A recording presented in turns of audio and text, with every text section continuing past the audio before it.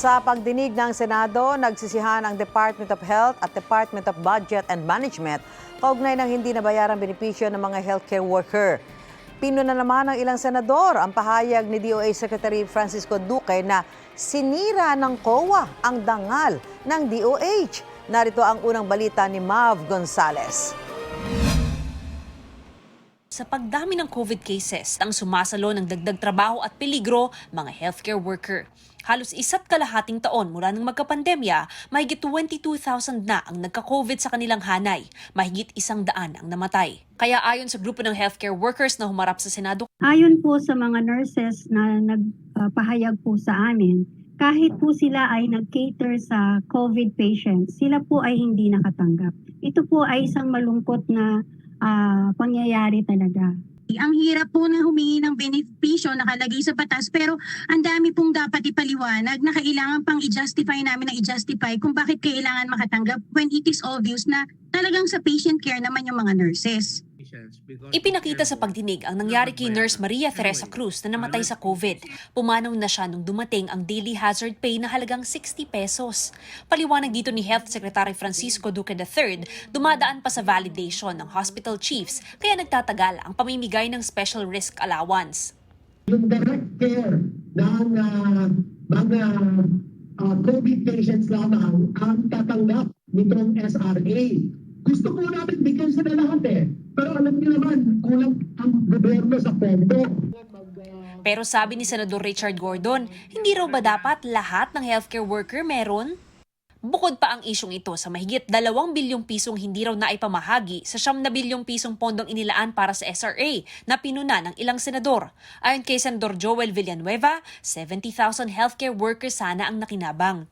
Ayon sa DOH, huli na raw ng ilabas ng DBM ang pondo, kaya hindi na ipamigay lahat bago mapaso ang Bayanihan 2 noong June 30. Mabagal yung pag-release ng pera. By the time you na-release yung pera, hindi nyo na makahabol dahil hahanapin nyo pa yung mga tao o tumaas na yung presyo kung may bibiling kayo, kaya nagkakaloko-loko.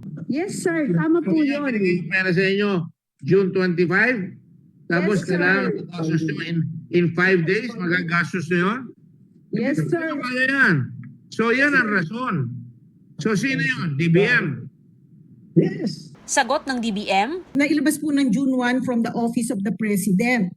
June 3 ho, natanggap ng DBM yon. At pinirmahan din ho nung araw na yon nung aming previous secretary.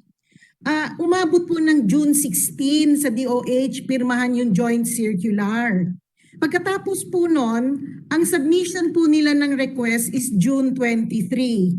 So, hindi naman ho kami pwedeng mag-release without the request. ayon kay Senador Sonny Angara, kahit paso na ang Bayanihan 2, may legal na basihan pa rin para magbigay ng SRA sa mga healthcare worker. Ang tanong, saan ngayon kukuha ng pondo? Mungkahin ni Angara, kunin ito sa savings ng DOH. Ipinangako naman ni Duque na titingnan nila kung magkano ang pwedeng i-realign. Naungkat din sa pagdinig ang emosyonal na pahayag ni Duque tungkol sa Commission on Audit. Winarat na ninyo kami. Winarat na ninyo ang dangal ng DOH. Winarat ninyo ang lahat ng mga kasama ko dito. Pero sabi ng ilang senador, Sorry, Secretary Duque, I do not agree with your statement na winarat kayo. Ginawa ng COA ang tungkulin nila at kayo ay may pagkakataon na sumagot at ayusin yung mga kusot na nakita sa inyo. Shouldn't Secretary Duque be suspended by now if we are going to apply the same judgment as what happened to the PhilHealth executives? Mr. President, it's very simple, Mr. Chair. 11.89 billion of unobligated allotment for hazard pay and special risk allowance. Ito po ay hindi lamang kapabayaan. Sabi nga ng isa, ito po ay kriminal. hindi nagkaroon ng pagkakataong tumugon si Duque sa mga pahayag na ito. Sinusubukan namin kunin ang kanyang panig, pero nauna niyang sinabi na walang kinurakot na pondo sa DOH. Yan ang unang balita. Mav Gonzales, Buong Puso para sa Pilipino. Sa isang punto sa kalagitnaan ng pagdinig, sinabi naman ni Health Secretary Francisco Duque III na naguguluhan na siya. Tila hindi alam ng kalihim na nakabukas ang kanyang mikropono. May payo naman sa kanya si Senador Gordon. Naggulo na yung utak ko, hindi ko na alam kung Marami kayong psychiatrist dyan sa DOH. Pagamot ka muna sa psychiatrist yung sa DOH. Meron kami dito mga psychosocial support dito. I know it's very stressful to work in the government. So please make sure that you get it done.